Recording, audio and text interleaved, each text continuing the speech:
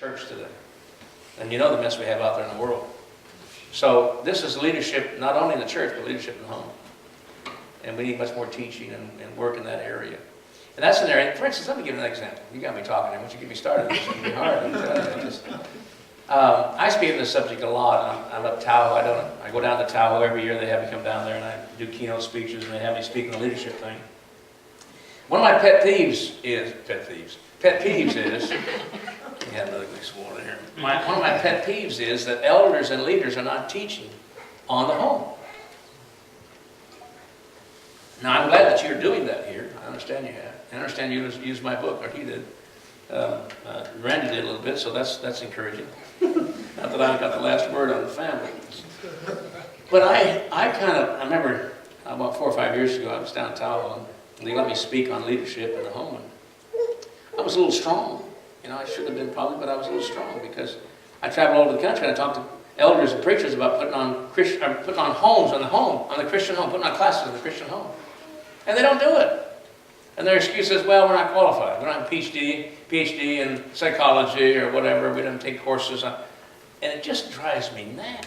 Upset. It just drives me mad because since when do you have to have a PhD in psychology to teach a course or a class in church on the home? Where did we get that idea?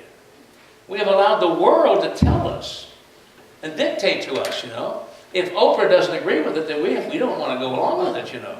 If Dr. Phil says no over here, then we're not going to go over there, say whatever, you know. Or if the internet tells us how to raise our kids, then that's as good as God, isn't it?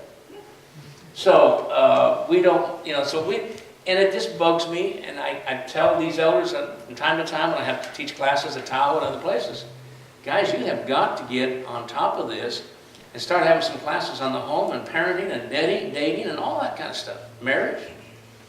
And they keep telling me, well, we're not qualified. They don't want to do it.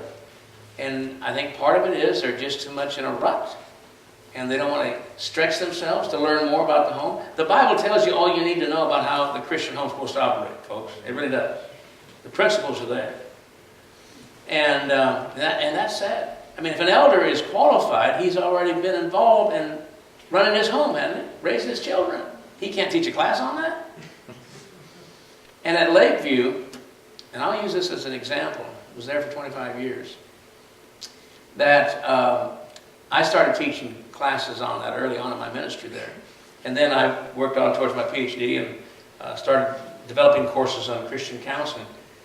But for the last 15 years there, we always had a class either on marriage or on the family or dating or the home, whatever, husband and wife, whatever. We always had a course or two or a class or two every year. And I trained the youth minister and certified him just like Mike is getting certified as a counselor. And so between the two of us, we always had a class or two going every year.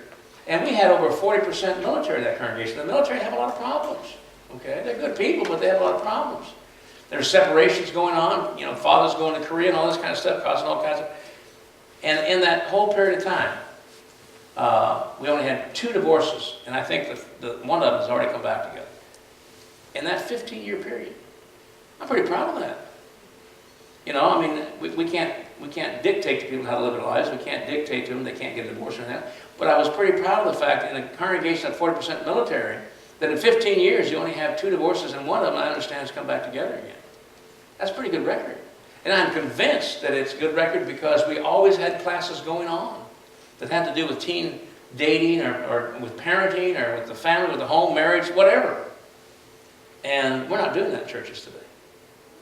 And when they asked me to come and do a seminar, I said, I would really appreciate it if after I leave there, you'll teach a class for 13 weeks on the home. I'll come here and I'll give you a seminar on the home, building strong families. But I said, that's just a catalyst for a few days. They'll forget most of that a month later. I mean, you know, I hate to say that, but, you know, as good as my stuff is, they'll forget about it. And I said, why don't you have a class right after? And so some of them have done that. I thought it'd been very productive because in the class, they get the discussion, the dialogue going on, questions and all like we're doing now. And it was a very great learning experience for them. But they'll have a seminar and say, someone will have a seminar and say, well, we've done our job. That's good for 10 years or whatever, you know. We got to do more than that. We got to do more than that. Okay. I don't know how I got off on that. I'm chasing rabbits now, but anyway. Did I answer your question somewhat?